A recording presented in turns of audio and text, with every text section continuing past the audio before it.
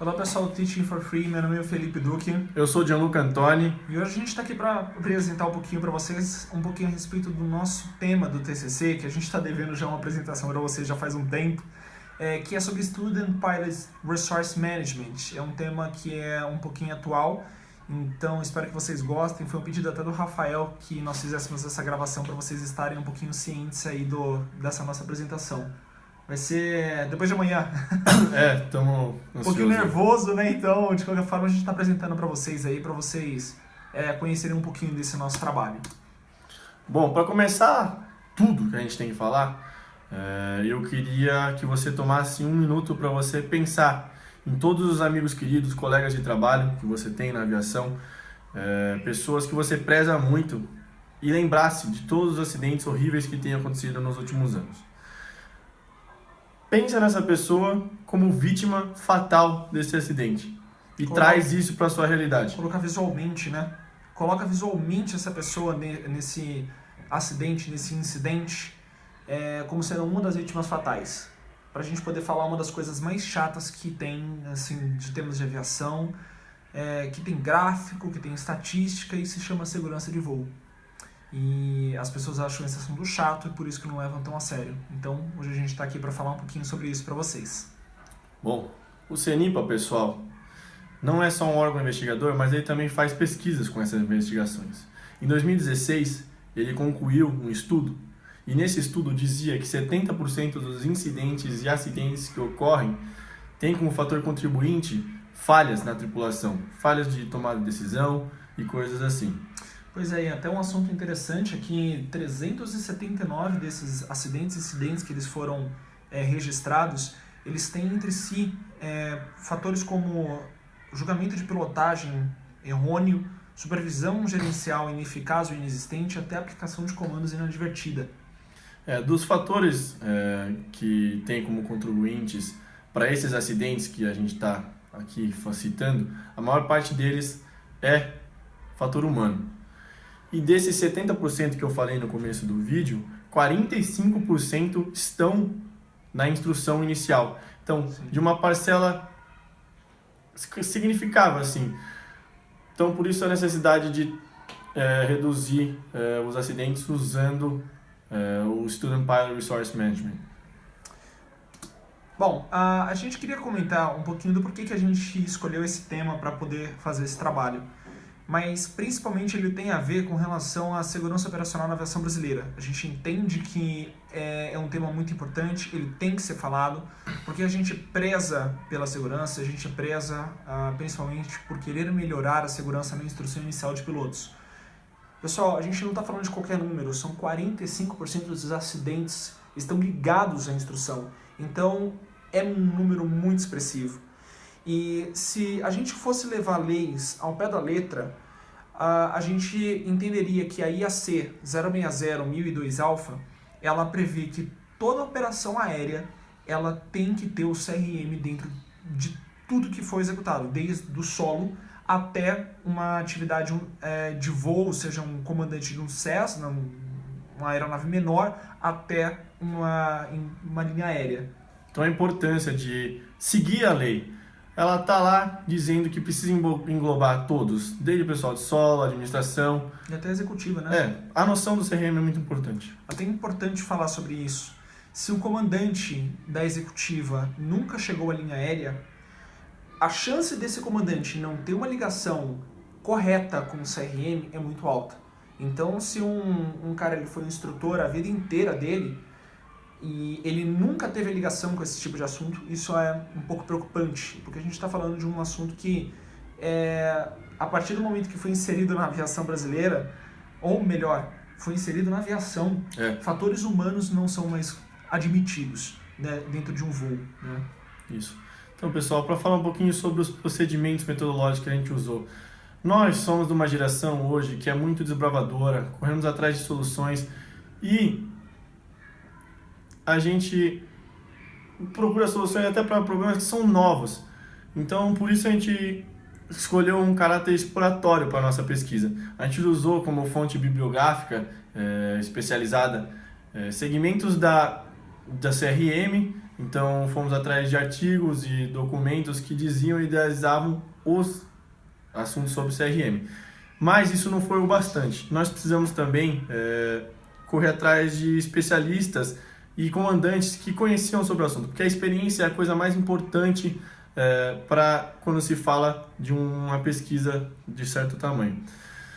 Então, assuntos que nós tratamos com comandantes como Rafael, Carpena, especialistas como Safety, Mortel, lá da Gol, não vieram para nós das nossas pesquisas em documentos, vieram dessas conversas. Sim.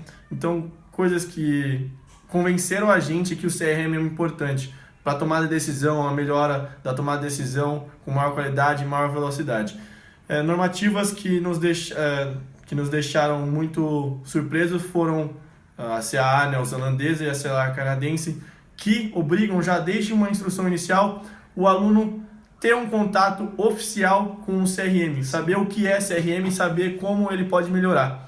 E pode acreditar, foram significativas as mudanças após a mudança da necessidade da inclusão do CRM. Inclusão dele. Até um fator interessante, a gente normalmente estima de que o FAA ele tem que ser o xerife do mundo de aviação. Então, tudo que tem como novidade vai sair do FAA. E a gente até se assustou dentro dessa pesquisa, porque a gente falou, putz, mas o país que está mais avançado nesse assunto, na verdade, é o CAA neozelandês. E aí, caramba, mas que legal. E aí os caras eles já incluem, como o Jean falou, desde lá do início, desde o piloto privado, o cara já tem uns insights ali de CRM. E isso tá bacana. Falando sobre esse ponto, sobre o CRM, a gente tem que entender que ele é uma ferramenta que ela passa por evoluções baseadas nas necessidades da sua época, baseado nos pilotos que são frutos do seu tempo. Então, a partir desse momento, a gente entende que uma das vertentes do SRM, ela é o próprio SRM, então sai ali daquele crew para single pilot. E dentro desse escopo, a doutora Susan Cairns, que é uma doutora lá da Universidade da Western University, Canadá. Do Canadá, impressionante, ela fez um estudo sobre o Online Single Pilot for Resource Management, que é uma ferramenta online para uma ferramenta que normalmente a gente só veria em sala de aula. Então isso facilitou muito a inclusão de alunos que eram da aviação geral e da aviação executiva, aviação de instrução, né? Para a realização desse curso. E ela teve resultados significativos. Quer dizer, ela atingiu até 70% de melhora dentro dos pontos que ela colocou dentro desse curso com esses alunos. Até um negócio bacana é que assim, o modelo inicial que ela propôs, ele tinha 3 tópicos e uma duração total de 90 minutos, que não era tão cansativo, então fez com que a aderência a tudo aquilo que ela falou fosse muito bacana. E a gente entendeu que assim, como no Brasil os problemas eles são muito mais intrínsecos por uma questão de educação, que a nossa educação é falha, nossa cultura aeronáutica é falha e uma série de coisas. Então, nós propomos dentro do nosso estudo 8 tópicos, ao invés dos 3 da doutora Suzy. Né? Mais completo. Sim, para ser mais completo, para atender um pouquinho mais dessas tendências. Das nossas necessidades. Sim, das nossas necessidades. O Jean vai comentar, inclusive, a primeira aí com vocês. Então, pessoal, a primeira que a gente colocou aqui como tópico principal foi comunicação. Bom, o que é comunicação? Comunicação nada mais é do que a troca de informação entre pilotos e controladores, entre pilotos e outros pilotos. Não pode haver nenhum ruído, não pode haver nenhum tipo de falha de comunicação. Então tem que ser o mais claro e objetivo possível. E isso só se dá pelo estudo de fraseologia ao pé da letra. A gente entende também de que não só a comunicação é importante, mas a padronização também é. É muito comum que as escolas de aviação, aeroclubes, eles não tenham uma padronização clara. E isso só tem um problema, que vai gerar uma série de outras consequências. Falta de previsibilidade, ou seja, eu não tenho ao menos confiança no aluno em liberar um aluno solo, mesmo que ele tenha pouca experiência. Então, isso conectado, por exemplo, com um problema de comunicação, é o exemplo de que um instrutor ele não consegue se comunicar com o aluno para passar o ponto que ele está errando na padronização, ou até mesmo o aluno não consegue entender e não consegue explicar para o instrutor, olha, eu não entendo essa parte do porquê que eu tenho que executar dessa forma. Então, é um ponto muito importante a ser discutido. Mas não só isso, mas saúde também, né? Saúde é um ponto saúde é muito importante pelo fato de, se você não tem uma boa saúde, você não vai conseguir voar. Sono, por exemplo, sono reparador. Você não pode pegar e sair para dar uma cachaçada no dia anterior de uma aula de instrução. Somente inaceitável, porque isso vai afetar a sua instrução. Você não vai poder dormir tarde, você não vai estar fazendo uso de álcool, remédios, por exemplo, para dor de cabeça no dia posterior, pelo fato de estar com dor de cabeça, que isso vai poder agravar. Isso é só um exemplo. Você também vai ter que manter, por exemplo, o seu social. A sua mente vai ter que estar boa. Sim. Então você não vai só ficar estudando. Sim, vai estudar. Não vai ficar só travado nisso. Você também tem que tomar conta do seu social, se alimentar bem, ter conversas com seus amigos, poder sair e tudo mais, mas tudo dentro da medida. Você sabe um ponto até interessante de falar sobre essa questão de remédio, que muitos pilotos em instrução inicial eles não prestam atenção. Se, por exemplo, o cara ele não tem uma alimentação adequada, aí ele vai lá, tem uma dor de cabeça, ele deliberadamente toma um remédio, quer dizer, as capacidades cognitivas dele vão ser afetadas. Com certeza. E aí, lá na frente, quando ele vai ter que trabalhar com até o próximo tópico, que é gerenciamento de carga de trabalho, o cara ele não vai ter um gerenciamento interessante. Ele vai acabar num ponto, por exemplo, que ele precisa efetuar um briefing de pouso e vai acabar ali se perdendo acaba esquecendo, se perdendo dentro das atividades dele e vai ter um gerenciamento de carga de trabalho realmente complicado. Acumulando. Pois é, vai impactar até no próximo, que é consciência situacional, né? Que acaba impactando. Consciência situacional, pessoal. Consciência situacional é saber o que está acontecendo em volta, o que as suas atitudes vão levar. Então você toma uma atitude e você tem que ter noção do que isso pode afetar não só ao seu voo, mas como ao voo dos colegas que estão em volta, por exemplo, num circuito de tráfego. E isso é tão importante quanto as outras atividades que a gente tinha falado. Então, sempre manter estudando para você saber o que pode acontecer e o que vai acontecer no seu voo. Não somente isso, mas também toda essa questão de trajetória, né? Isso. Quer dizer, poxa, quantas aeronaves tem no circuito? Por que essas aeronaves... O que essas aeronaves elas podem fazer? Por que elas estão executando o circuito daquela forma? Às vezes até em ambientes que nós não estamos acostumados, né? Então, você vai fazer uma navegação, estou indo para um lugar que eu não tenho tanto domínio assim da área, então a gente acaba perdendo um pouco essa questão de consciência situacional e às vezes o aluno nem percebe, né? E acaba cometendo erros. Pois é, que é o próximo tópico, a parte de erro e violação. As pessoas elas acabam não entendendo muito bem a diferença entre erro e violação, mas ela é bem simples. Um erro é uma coisa que eu não tenho conhecimento de que eu estou errando. Então, basicamente, eu não tive um conhecimento formado a respeito, eu não tenho uma opinião formada a respeito daquilo e acabo errando. Violação... Isso não tem problema, mas aí vem a violação. Violação, que é? Bom, a violação é o cara que tem experiência, ele tem conhecimento do que ele está fazendo e ele insiste no erro. Isso é inaceitável. Nós não podemos mais deixar isso acontecer. Porque, às vezes, o cara não sabe. Mas, quando ele sabe, aí o negócio fica feio. Isso aqui é até um ponto, né, Jean? 379 acidentes, que foi o número que a gente comentou lá em cima. Quer dizer, são 379 acidentes que tiveram fatores ligados a fatores humanos e que envolvem uma violação. Isso. Então, poxa, por que isso não é ensinado dentro de um curso, desde os primeiros dias, o valor da violação? Poxa, o cara ele não vai ter um gerenciamento de risco completo. Então ele vai acabar tendo uma situação de um risco latente e que isso vai tornar a operação de instrução extremamente ineficaz em alguns pontos, né? Um dia o risco latente vira acidente. Pois é. E isso também tem muito a ver com tomada de decisão. A gente entendeu também que a tomada de decisão é uma das características que deveriam ser ensinadas para os pilotos e que muitas vezes eles não entendem a tomada de decisão como sendo um ponto importante a se levar em conta. A tomada de decisão, desculpa, não, claro. Ela volta lá no CRM, a necessidade da qualidade na tomada de decisão e a rapidez. O CRM, a aderência ao SOP, se você tem possibilidade, tudo está conectado. Então, tomar decisão precisa melhorar e o CRM e o SRM vai melhorar isso daí. Pois é. E não só isso, mas o último tópico que a gente decidiu colocar, mas não é o menos importante.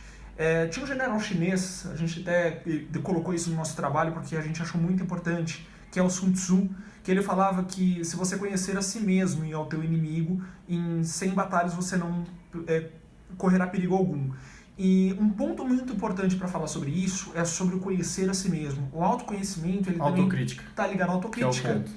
A autocrítica, ela é uma capacidade que você tem que ensinar para esse aluno desde da primeira aula de instrução dele. Porque se ele não entender o valor de se questionar, eu estou fazendo o melhor que eu posso, ele nunca vai aprender essa característica que é tão importante. E ele vai acabar buscando informações só com o instrutor, o que vai gerar um problema. Sim. Porque ele acha que só o instrutor sabe, mas ele também sabe, porque ele estuda. Pois é. E quando o instrutor aponta as necessidades que ele tem no voo de melhora, pelo menos uma por voo, ele vai correr atrás de melhorar essa, porque a próxima missão vai poder cair a mesma manobra, e se ele melhorar essa, já vai ter valido a última missão. Então, a autocrítica é muito importante por os fatos que o Felipe falou, e tem que ser ensinada, um último ponto. Pois é, e para até a gente concluir um pouco desse nosso trabalho, desse nosso bate-papo, a gente gostaria muito de agradecer a Suzane, porque ela nos forneceu esse modelo de OSRM, que foi muito bacana. O modelo dela é muito prático, é um modelo muito bacana, e porque envolve uma coisa que a gente entendeu como sendo uma ferramenta muito legal. Vocês que estão nos assistindo agora, muito provavelmente estão assistindo aí ou pelo computador ou então pelo celular. E, poxa, acesso à internet hoje é uma coisa que ainda bem nós todos temos. Então, desenvolver um programa de segurança de voo desse não seria tão complicado, baseado na premissa de que hoje em dia existem milhares, bilhares aí de celulares ao redor, e principalmente, eu acho que hoje... iPads, né? Pois eu acho que eu não conheci até hoje nenhum piloto-aluno que não tivesse um celular na mão. Então, isso é uma mudança na pedagogia que está sendo necessária. Sim, hoje em dia, né? A tecnologia. Pois é, a tecnologia, da nossa geração, somos muito mais adeptos à tecnologia e temos um conhecimento on demand. Então, a gente busca aquele conhecimento conforme há uma necessidade. E isso, então, entra num ponto. Nós entendemos de que uma releitura do CRM ela é extremamente necessária para que seja gerado ser iniciado um novo desenvolvimento cultura, né? De uma nova cultura. E isso é muito bacana. Isso vai trazer segurança operacional para a gente.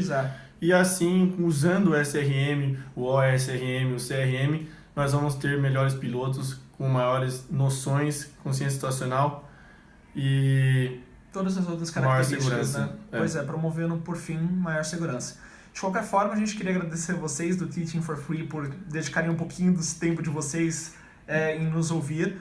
E obrigado por toda a experiência que vocês também compartilharam conosco. Isso foi muito importante para o nosso trabalho. E esperamos que vocês tenham gostado. Valeu, galera. Falou.